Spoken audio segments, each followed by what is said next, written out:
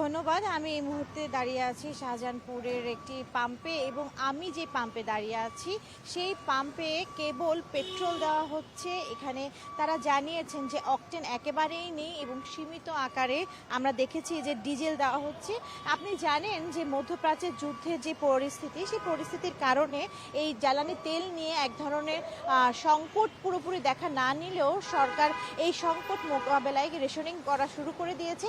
এর ফলে আমরা দেখেছি যে বিভিন্ন পাম্পে তেল আছে, তো বিভিন্ন পাম্পে তেল নেই। তো আপনি একটু জানাবেন যে আপনাদের তেলের সংকটটা কবে থেকে? আপনারা বলছেন যে অকটেন নেই, ডিজেলও সীমিত পরিমাণে আছে, এই সংকটটা কবে থেকে শুরু?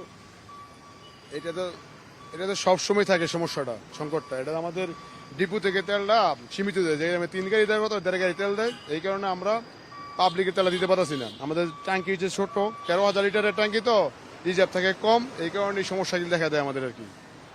আসবে কবে তেল? কবে নাগাদ, আজকে নাগাদ আসতে পারবে? প্রতিদিন তেল আসে, 1.5 গাড়ি আসে, কিন্তু 3 গাড়ি 1.5 গাড়ি আসে। এই কারণে এই সমস্যাটা। আজকে এখন অকটেনের তেলের গাড়ি আসেনি? এখনো আসে নাই, গেছে 12টা 1টা 1.5টার দিকে মনে হতে পাইতে পারে কি পাবলিক। মানে কি 12টা 1টা 2টার পরে সব ধরনের তেল পাওয়া যাবে? সব ধরনের তেল পাওয়া যাবে আর কি, 1-1.5 ঘন্টা পাওয়া যাইব। তার মানে আপনি বলছেন যে ডিপো থেকে সরকার রেশনিং করে আপনাদেরকে তেল সরবরাহ করছে? ডিপু থেকে আমাদের তেল কম দিতেছে, এই আর কি। এটা অতি বিলম্বে সরকারের খেয়াল রাখার জন্য অনুরোধ করছি আমরা আমাদের পাম্প থেকে আর কি, পক্ষ থেকে। আপনারা সামাল দিতে পারতেছেন এই যানবাহনের চাপ? না, পারতাছি না, তেল তো কম, কিভাবে পারবো? এই কারণে এই সমস্যাটা হইতেছে আমাদের।